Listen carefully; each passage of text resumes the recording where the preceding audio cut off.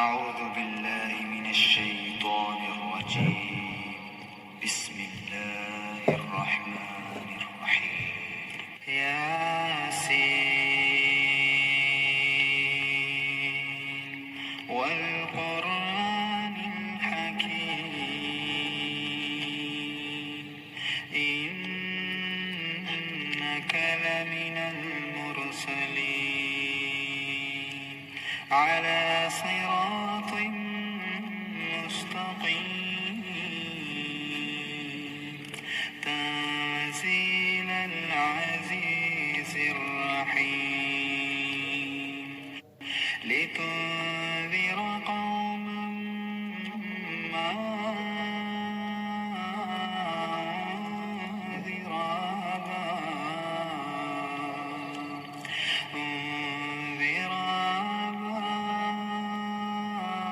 آباؤهم فهم غافلون لقد حق القول على أكثرهم فهم لا يؤمنون إنا جعلنا في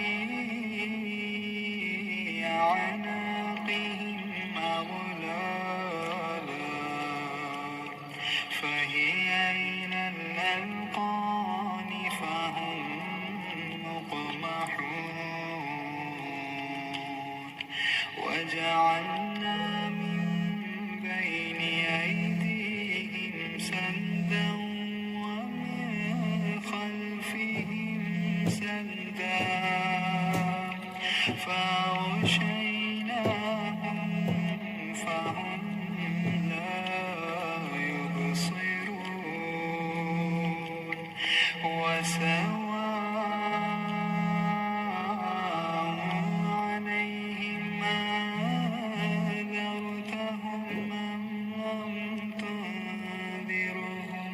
أم لم تنذرهم لا يؤمنون إنما تنذر من اتبع الذكر وخشي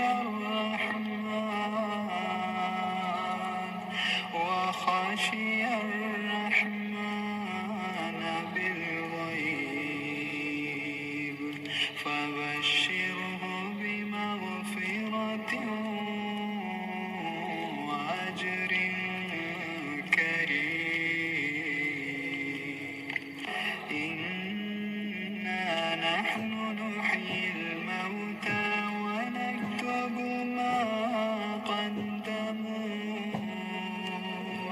ما قدموا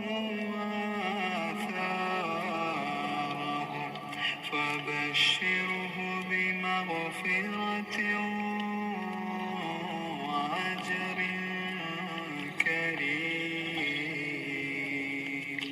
إنا نحن نحيي الموتى ونكتب ما قدموا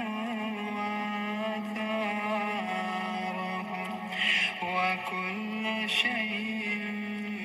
أحصيناه في إمام مبين واضرب لهم مثلا أصحاب القرية إذ جاءها المرسلون إذ أرسلنا إليهم اثنين فكذبوهما فعززنا بثالث فقالوا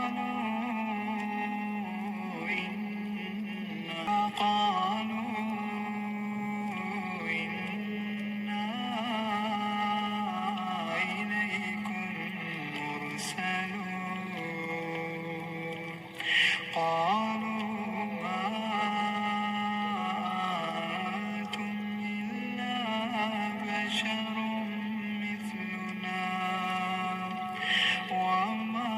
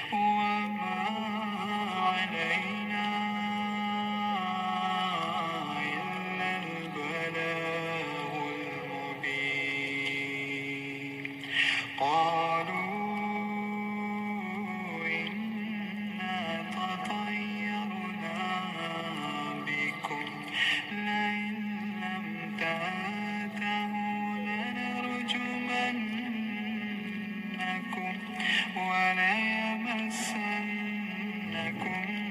منا عذاب أليم قالوا طائركم معكم أئن ذكرتم بل أنتم قوم مسرفون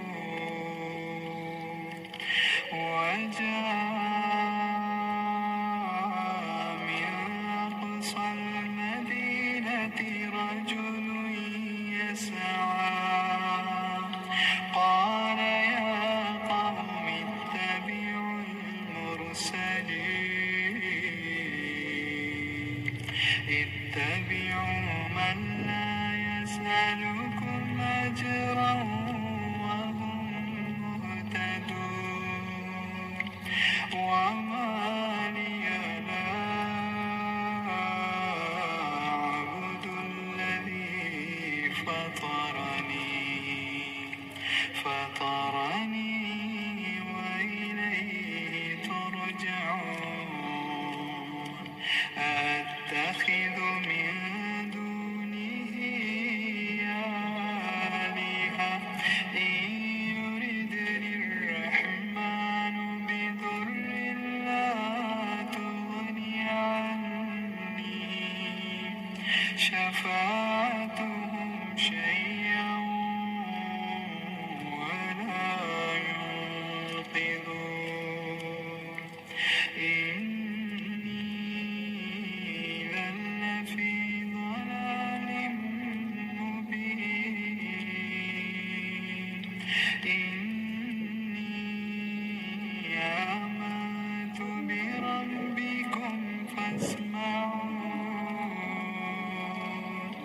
قيل ادخل الجنة قال يا ليت قومي يعلمون بما غفر لي ربي وجعلني من المكرمين وما أنزلنا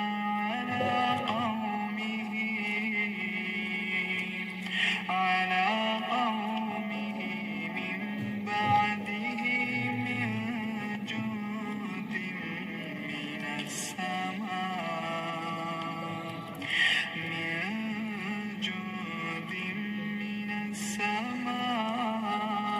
السماء وما كنا منزلين إن كانت إلا صيحة واحدة فإذا هم خامدون يا حسرة على العباد يا حسرة على العباد ما يأتيهم من رسول إلا كانوا به يستهزئون ألم يروا كم أهلكنا قبلهم من القرون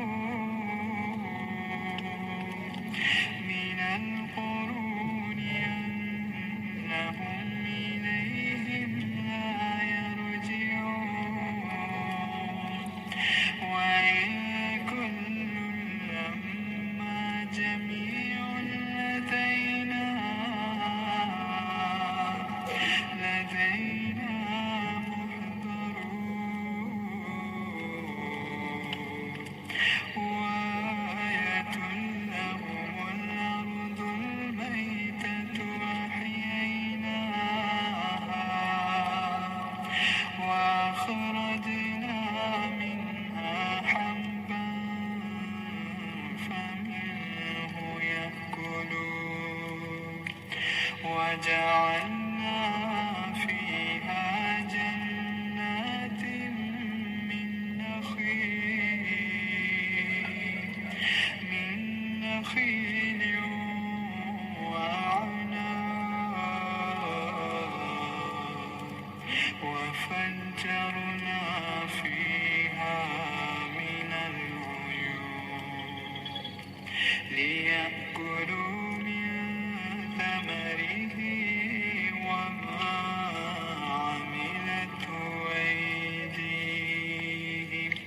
أفلا يشكرون سبحان الذي خلق الأزواج كلها مما تنبت الأرض ومن أنفسهم ومما لا يعلمون وآية لهم الليل نسلخ منه النهار فإذا هم مظلمون والشمس تجري لمستقر لها ذلك تقدير العزيز العليم والقمر قدرناه منازل حتى عاد كالعرجون القديم لا الشمس ينبغي لها أن تدرك القمر ولا الليل سابق النهار وكل في فلك يسبحون وآية لهم أنا حملنا ذريتهم في الفلك المشحون وخلقنا لهم من مثله ما يركبون وإن نشأ نغرقهم فلا صريخ لهم ولا هم ينقذون إلا رحمة منا ومتاعا إلى حين وإذا قيل لهم اتقوا ما بين أيديكم وما خلفكم لعلكم ترحمون وما تأتيهم من آية من آيات ربهم إلا كانوا عنها معرضين وإذا قيل لهم أنفقوا مما رزقكم الله قال الذين كفروا للذين آمنوا ونطعم من لو يشاء الله أطعمه إن أنتم إلا في ضلال مبين ويقولون متى هذا الوعد إن كنتم صادقين ما ينظرون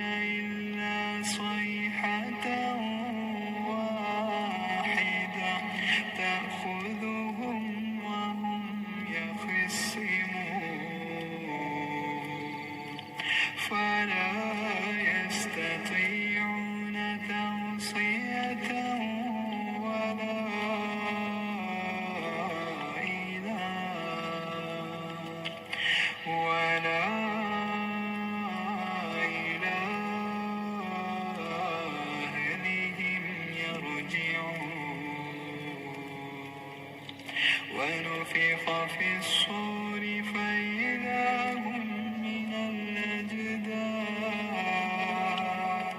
إلى ربهم ينسلون قالوا يا ويلنا من بعثنا من مرقدنا هذا ما وعد الرحمن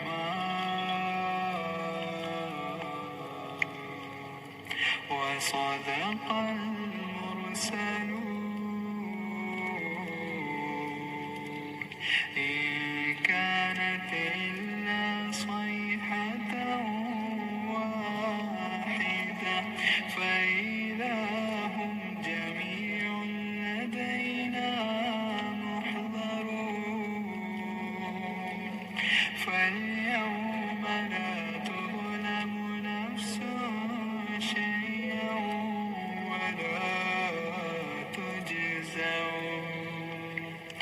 ولا تجزون إلا ما كنتم تعملون إن أصحاب الجنة اليوم في شغل فاكهون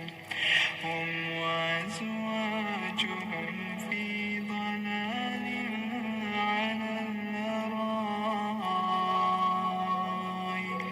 على الأرائك متكئون لهم فيها فاكهة ولهم ما يدعون سلام قولا من رب رحيم إن أصحاب الجنة اليوم في شغل فاكهون هم وأزواجهم في ضلال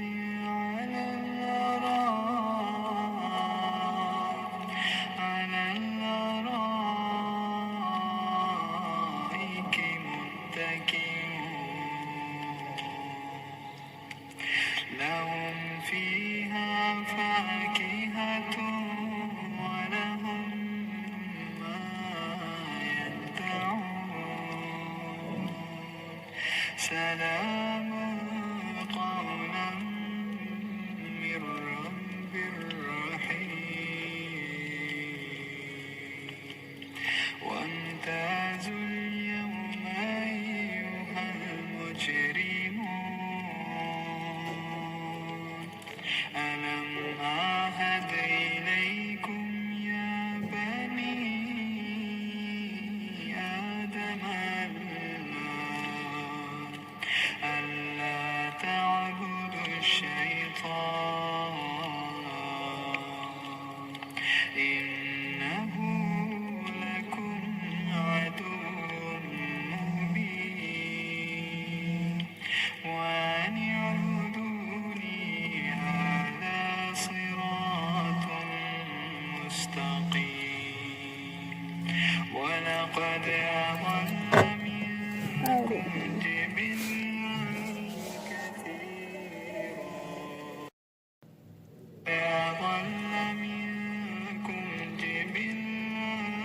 كثيرا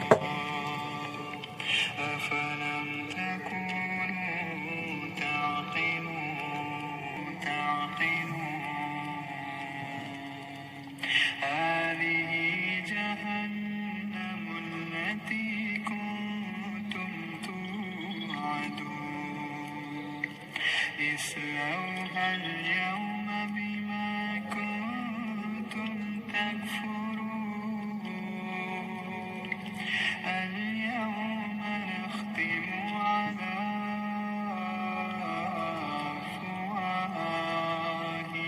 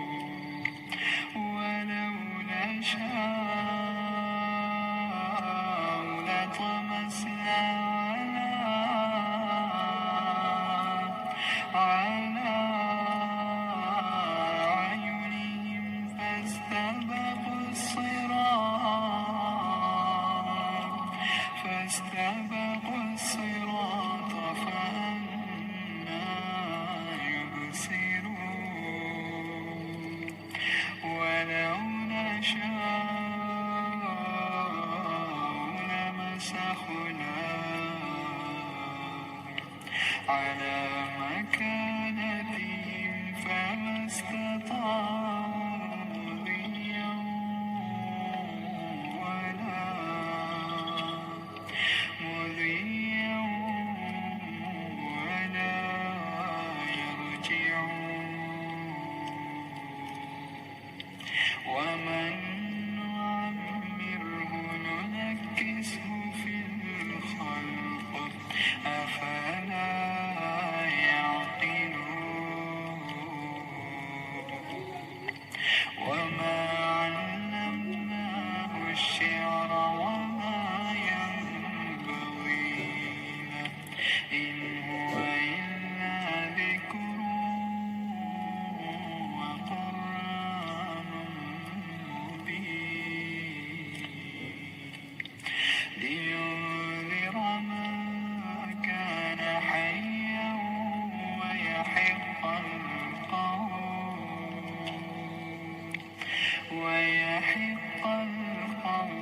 على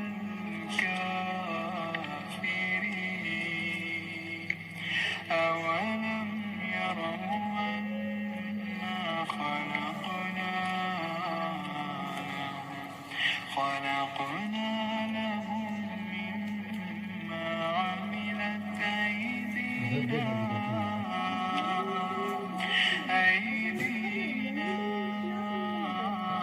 أنعاما فهم لها مالكون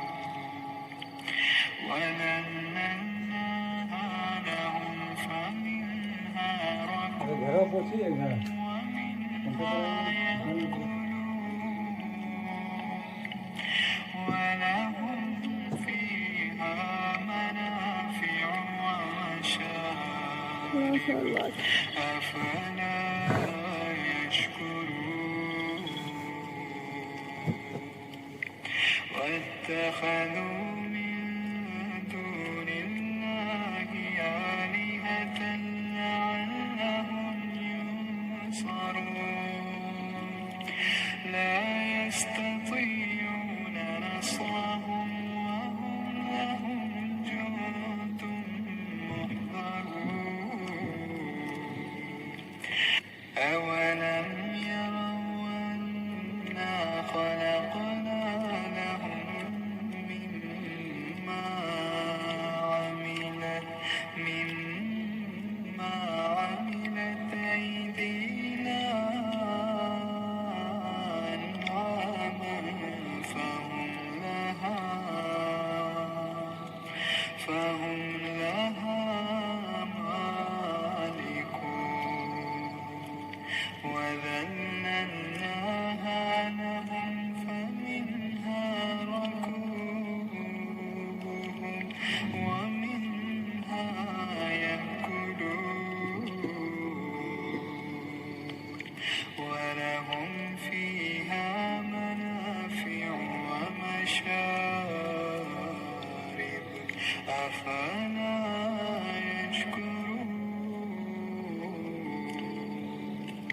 واتخذوا من دون الله آلهة لعلهم ينصرون لا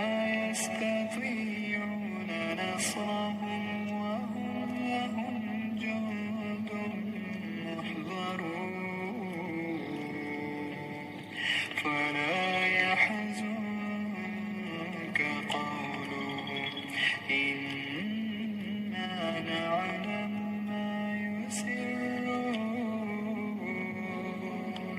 ما يسرون وما يعلنون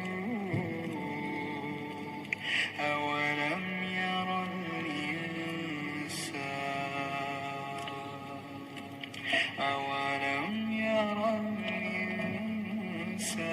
الإنسان أنا خلقناه من نطفة فإذا هو خصيم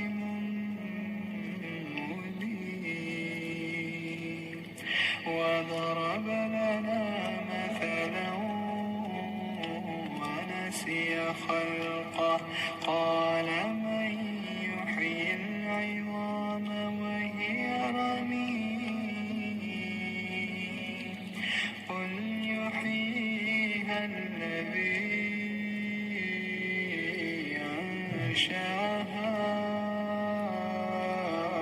أول مرة وهو بكل خلق عليم الذي جعل لكم من الشجر الأخضر نارا فإذا أنتم منه توقدون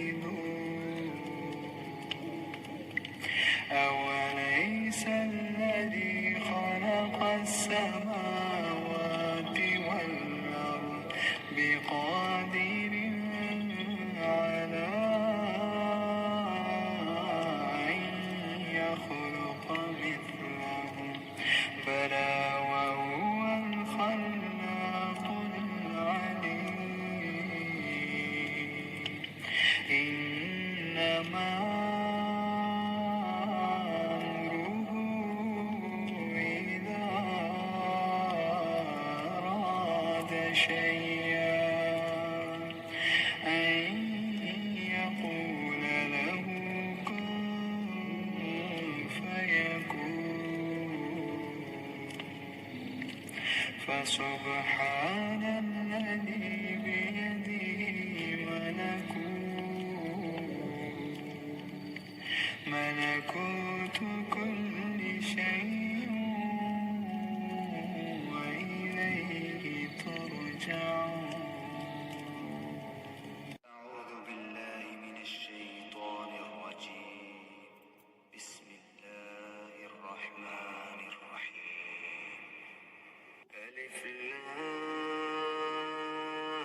لام را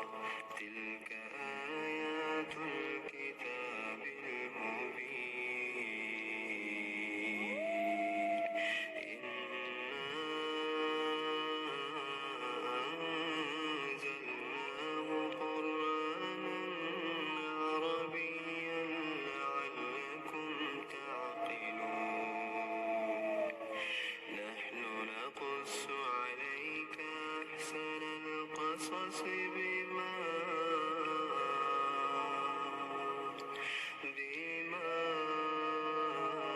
أوحينا إليك هذا القرآن وإن كنت من قبله لمن الغافلين إذ قال يوسف لأبيه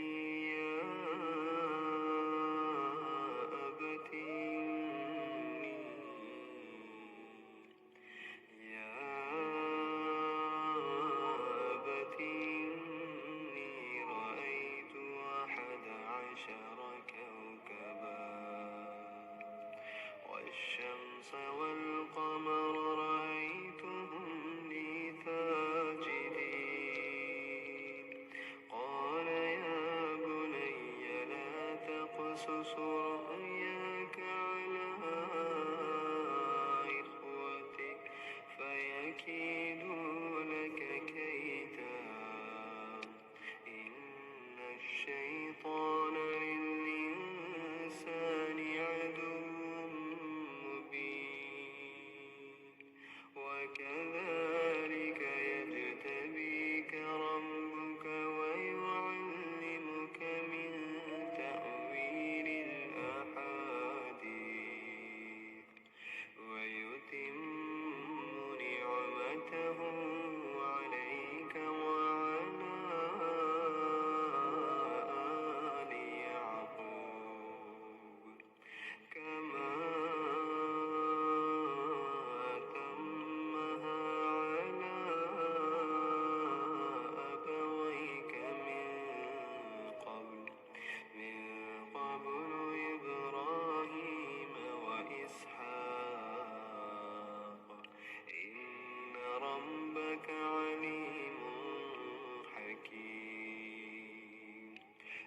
قد كان في يوسف وإخوته آيات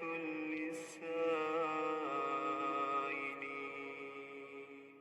إذ قالوا ليوسف وأخوه أحب إلى أبينا منا ونحن عصبة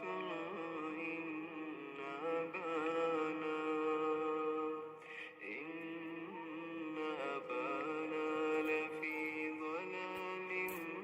مبين اقتلوا يوسف أو اطرحوه أرضا يخل لكم وجه أبيكم قال قائل منهم لا تقتلوا يوسف وألقوه في غيابة الجب يلتقطه بعض السيارة إن كنتم فاعلين قالوا يا أبانا ما لك لا تأمنا على يوسف وإنا له لناصحون أرسله معنا غدا يرتع ويلعب وإنا له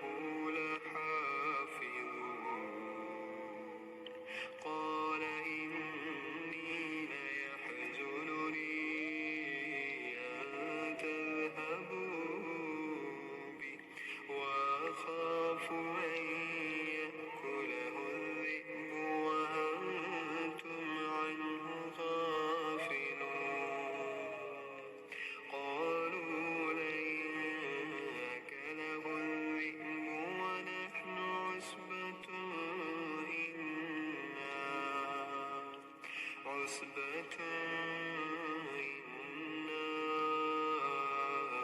إذا لخاسرون فلما ذهبوا به وأجمعوا أن يجعلوه في غيابة الجب وأوحينا إليه لتنبئنهم بأمرهم هذا وهم لا يشعرون وجاءوا أباهم عشاء يبكون قالوا يا أبانا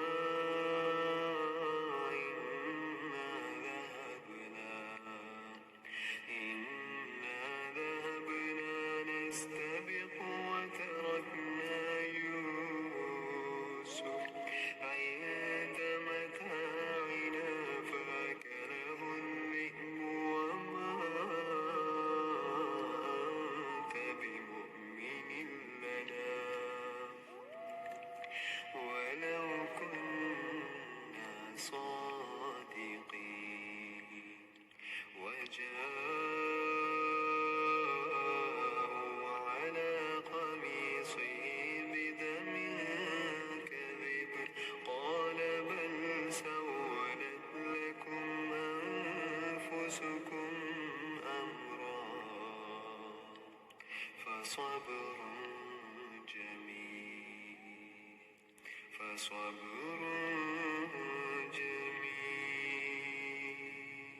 والله المستعان على ما تصفون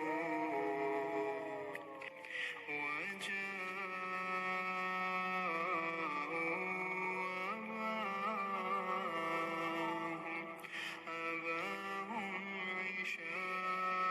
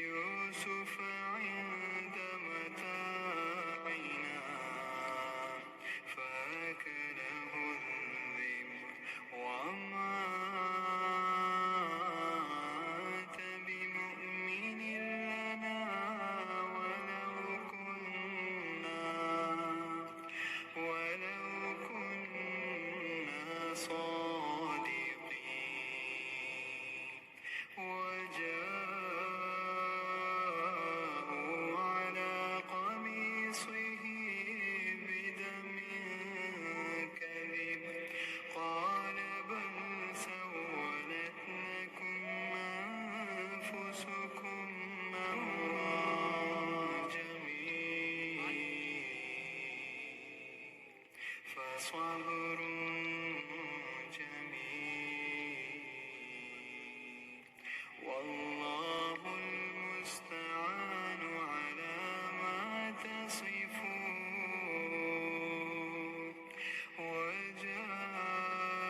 وجاءت سيارة فارسلوا واردهم فأدلى دلوه قال يا بشرى هذا غلام قال يا بشرى هذا غلام وأسروه بضاعة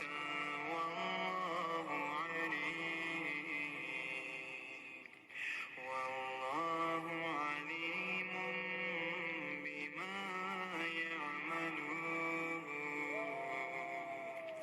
وشروه بثمن بخس دراهم معدودة وكانوا فيه من الزاهدين وقال الذي اشتراه من مصر لامرأته أكرمي مثواه عسى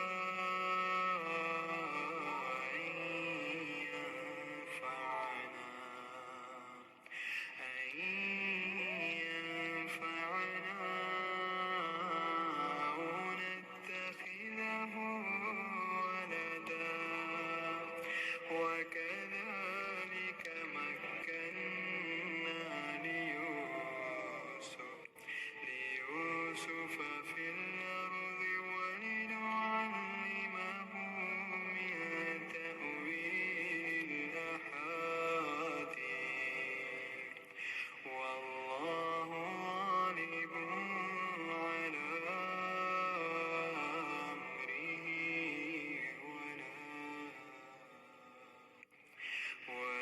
ولكن أكثر الناس لا يعلمون ولما بلغ أشده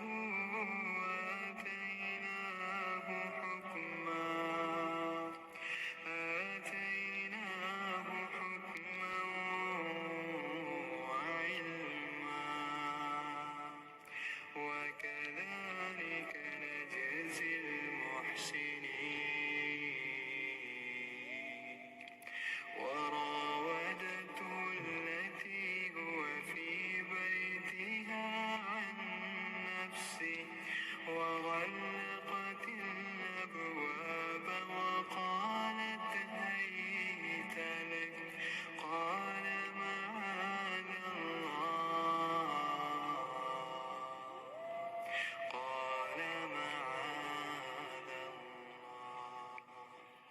إنه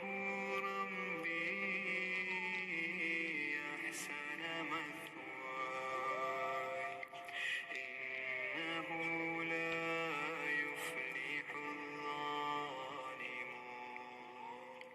ولقد همت به وهم بها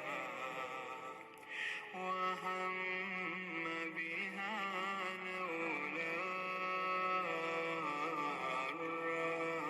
برهان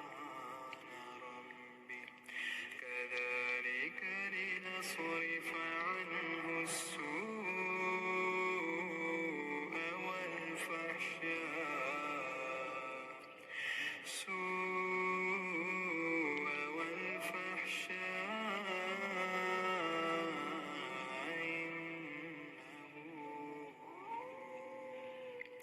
إنه من عبادنا المخلصين واستبق الباب وقدت قميصه من دبر وألف يا سيدي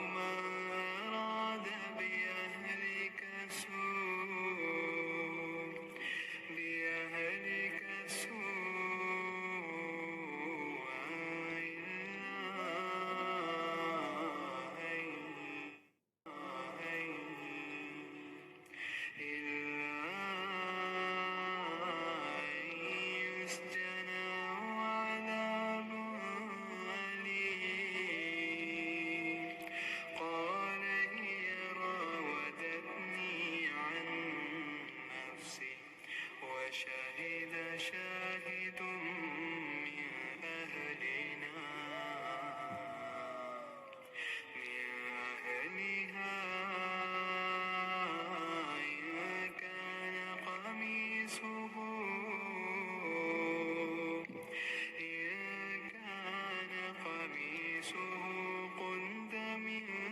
قبل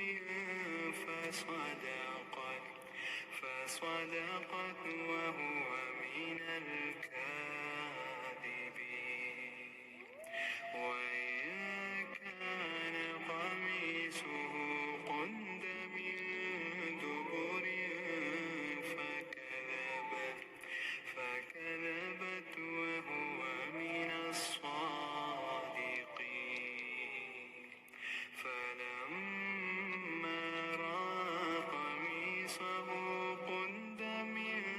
دبر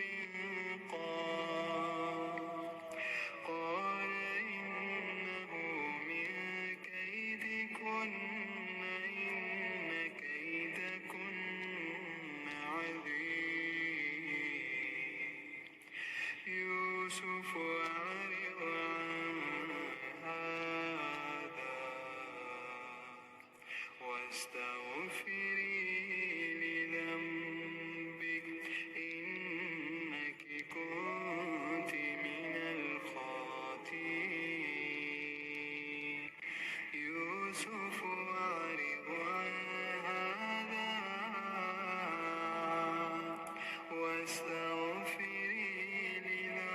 لذنبك إنك كنت من الخاطئين وقال نسوة في المدينة امرأة العزيز تراود فتاها عن نفسه قد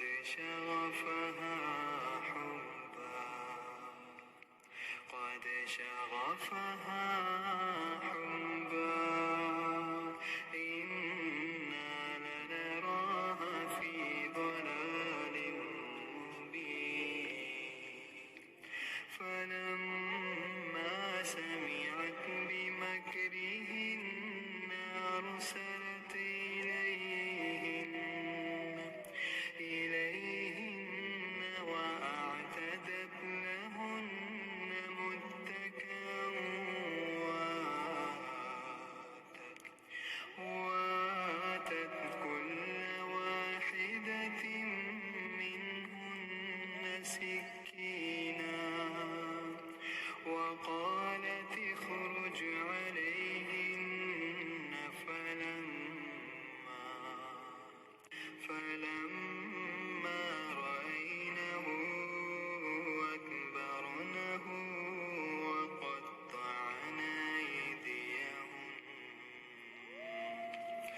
وقلن حاش لله ما هذا بشرا إن هذا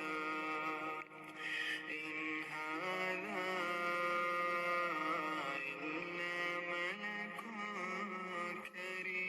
كريم قالت فذلكن الذي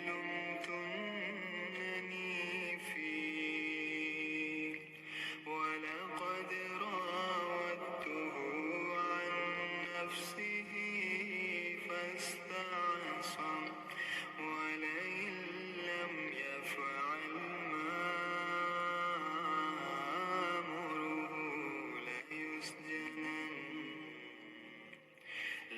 ليسجنن وليكونا من الصاغرين قال رب السجن أحب إلي مما يدعونني إليه وإلا تصرف عني كيدهن أصب إليهن وأكن من الجاهلين فاستجاب له ربه فصرف عنه كيدهن إنه هو السميع العليم